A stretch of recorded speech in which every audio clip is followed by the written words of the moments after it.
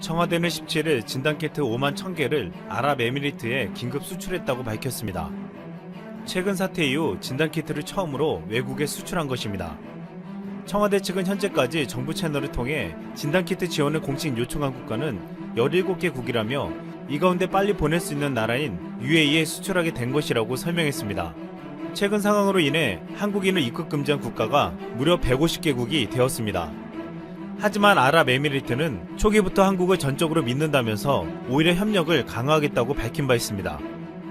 문 대통령은 당시 아랍에미리트 왕세자에게 한국은 이 상황을 충분히 예측하면서 통제하고 있다면서 어느 나라보다 많은 인원을 대상으로 가장 신속하게 대처하고 있으며 정확한 통계와 현황을 매일 투명하게 공개한다고 했습니다.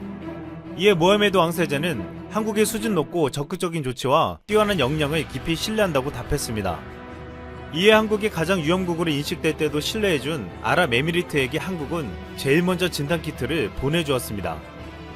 최근 전세계적으로 상황이 악화되면서 국내 진단기업들의 빠르고 정확한 진단키트가 전세계에서 러브콜을 받고 있습니다. 한국은 하루 13만 명을 6시간 만에 테스트할 수 있는 능력을 가지고 있다며 해외 주목을 받고 있습니다. CNN은 일부 국가에서는 진단키트를 얻기 위해 고군분투하고 있지만 한국에서는 무료로 쉽게 테스트 받을 수 있다고 했습니다. 또한 현재 전세계에서 진단키트 여유가 있는 나라는 한국밖에 없는 것으로 알려져 있습니다. 실제로 한국은 한 주에 40만 명 이상을 테스트할 수 있는 진단키트를 생산해내고 있습니다. 그런데 지난 15일 한국 일보에서는 미국 FDA가 한국 진단키트가 비상용으로도 적절하지 않다는 보도를 내보내 충격을 주었습니다. 이것은 미화원 청문회에서 마크 그린 의원이 한 발언을 검증하지 않고 그대로 보도한 것으로 한국형 진단키트 신뢰성에 대한 논란을 만들었습니다. 마크 그린 의원은 한국의 진단키트가 단일 항체만 테스트한다며 복수의 항체를 테스트하는 미국의 진단법보다 정확하지 않다고 했습니다. 그러나 한국은 단일 항체만 테스트하는 진단법을 사용하지 않고 있고 국내 진단은 전부 DNA 테스트를 통해 이루어지고 있습니다. 마크 그린 의원이 말한 진단법은 정확성이 떨어진다고 판단해 한국은 사용하지 않는다는 것입니다. 잘못된 보도에 논란이 지속되자 한국일보는 17일 사과 보도를 하기에 이르렀습니다. 실제로 한국의 진단키트는 전세계 전문가들이 인정하며 최고로 불리고 있습니다. 지난 5일 미국 블룸버그는 국내 분자진단 전문기업 CGN을 언급하며 거대 스위스 제약업체 호프만 라로시 등에서도 믿을만한 진단키트를 개발했지만 CGN은 AI 자동화 기술로 더 빠르게 결과를 낼 수 있다고 했습니다. 블룸버그는 이어 한국은 선진과학 기술을 보유한 일본이나 독일보다도 더 많은 경제 생산량을 연구에 투입하는 나라라고 치켜세웠습니다. 프랑스 BFM TV 방송에서도 CGN의 진단키트가 소개되며 현재 유럽과 세계 각국으로부터 한국의 진단키트 요청이 쇄도하고 있다고 말했습니다. 한국은 진단키트를 수출하는 것 외에도 국내에서 최초 시행한 드라이브 스루 방식의 테스트는 이제 국제 표준이 되어가고 있습니다. 독일과 호주에서 따라하더니 이제는 미국과 영국을 비롯해 유럽 각국들이 따라서 시행하고 있습니다. 수많은 의료 선진국이 이를 따라 도입하고 뛰어난 효율성을 지녔다고 평가했지만 유독 일본만 이 방식이 위험하고 정확도가 떨어진다고 깎아내렸습니다. 더 나아가 한국에서는 검체 채취를 위해 1인 진료 부스를 개발했는데 이것을 드라이브 스루에 이은 워킹 스루라고 부르고 있습니다. 미국 워싱턴 포스트는 한국에서 전화부스와 유사한 진료소를 설치했다고 주목했습니다. 이어 미국 ABC 뉴스와 영국의 일간 텔레그래프도 한국의 워킹 스루를 소개했습니다. 재밌는 것은 드라이브 스루를 폄하했던 일본에서도 아사히 신문이 한국의 워킹 스루가 놀랍다며 소개하기도 했습니다. 또한 17일 한국에서 20번을 빨아 쓸 수 있는 나노 마스크를 개발했다는 보도도 나왔습니다. 이것은 최근 전세계적으로 마스크가 품귀 현상을 빚고 있어 국내뿐만 아니라 전세계에 희망적인 소식으로 전해졌습니다.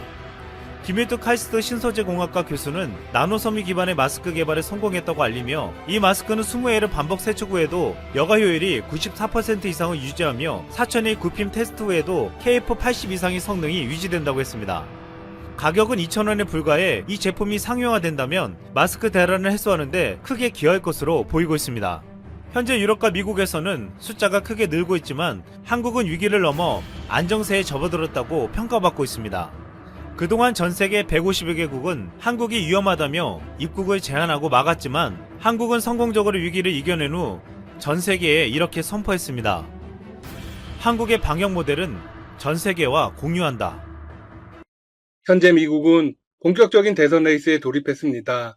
민주당은 바이든 전 부통령을 대선 후보로 지명했고 공화당 역시 지난 24일 만장일치로 트럼프 대통령을 추대했습니다. 현재 두 사람 중 누가 이기고 있을까요? 바이든 후보입니다. 10% 안팎으로 앞서가고 있습니다. 상황이 이렇다 보니 트럼프 대통령은 상당히 자극적이고 공격적인 행보를 보이고 있습니다. 트럼프 대통령은 전당대회 기간 수락 연설 전까지 공개석상에 등장하지 않는 이전까지의 관례를 완전히 깼습니다. 노스캐롤라이나를 찾은 데 이어 전당대회가 열리는 행사장도 전격 방문해 이번 대선이 역사상 가장 중요한 선거라며 목소리를 높였습니다. 트럼프 대통령의 파트너는 이번에도 펜스 부통령입니다.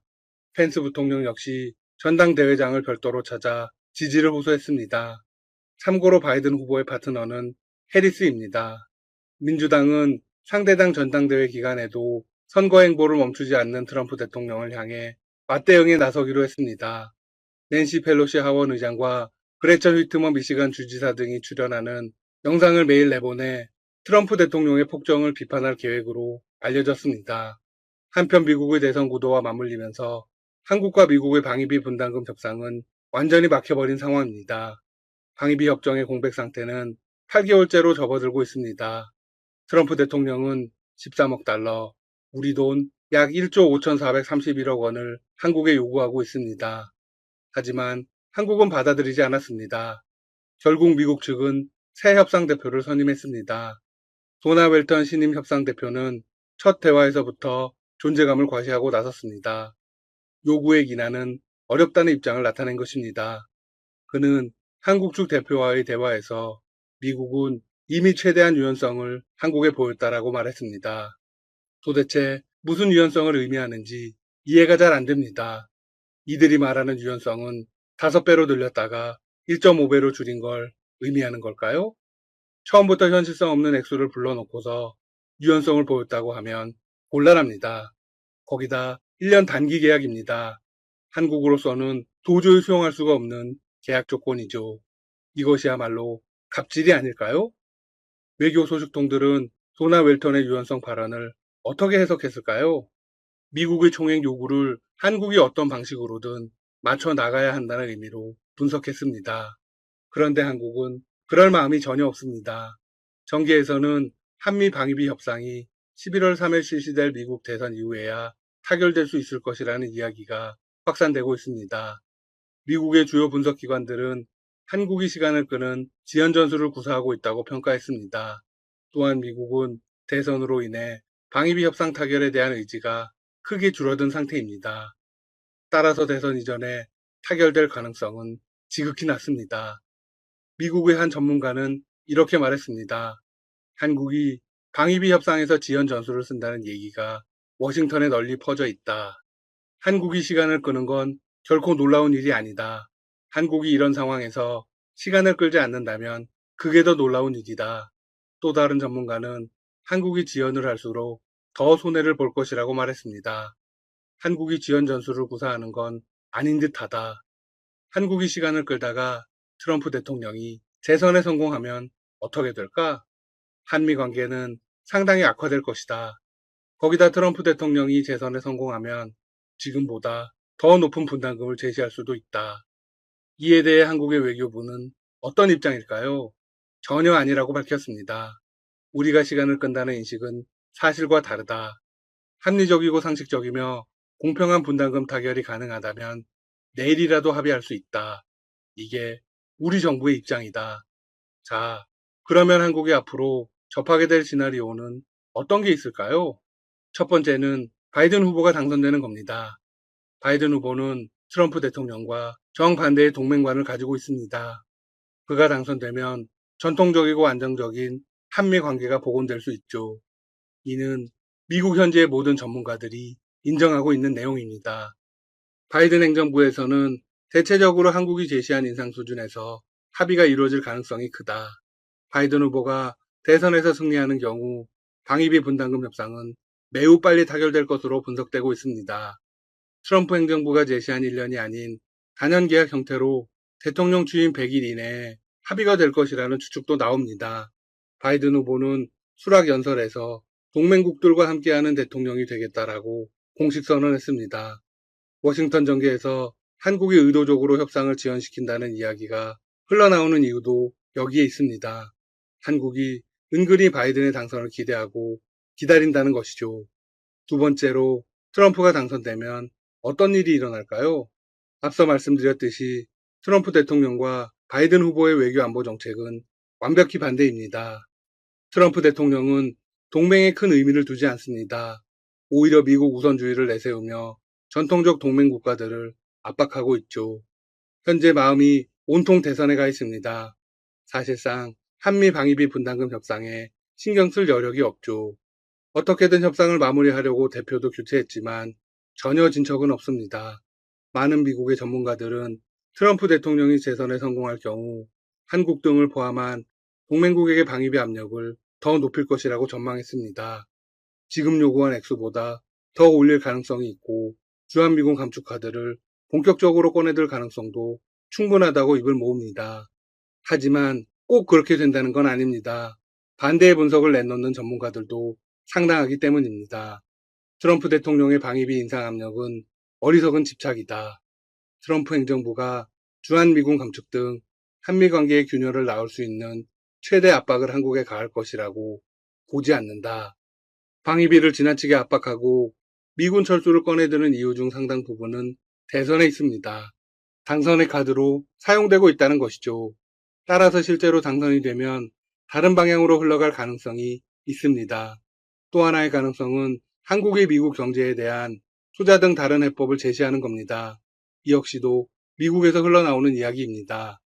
물론 미국에 일방적으로 도움이 되는 건 절대로 해서는 안 됩니다. 서로 공정하게 이익이 돌아가면서 외교 문제도 해결할 수 있다면 고민해 봐야겠죠. 만약 모든 선택지가 통하지 않는다면 어떻게 해야 할까요? 눈치 보지 말고 과감하게 가면 됩니다. 주한미군을 철수하겠다고 하면 그냥 보내는 겁니다. 이참에 자주 국방을 강화해야겠죠? 미국의 의존도를 낮추고 세계 여러 나라들과 교류하는 겁니다. 미군이 떠나면 마치 나라가 망할 것처럼 생각하는 분들도 있지만 그렇지 않습니다. 미국에 끌려다니는 동맹 관계를 청산해야 할 적기입니다. 공평한 관계를 찾아야 합니다.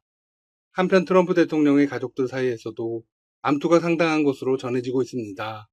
아내 멜라니아 트럼프와 딸인 이방카 트럼프가 백악관 내부에서 치열한 암투를 벌이고 있다는 주장이 제기된 것입니다. 특히 이방카가 멜라니아의 길을 꺾으려고 했고 멜라니아는 그런 이방카를 못마땅하게 생각하며 강하게 비난했다고 합니다.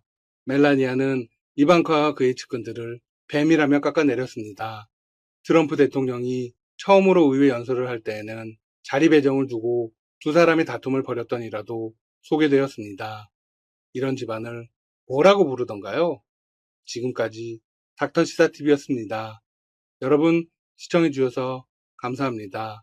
구독과 좋아요 부탁드립니다.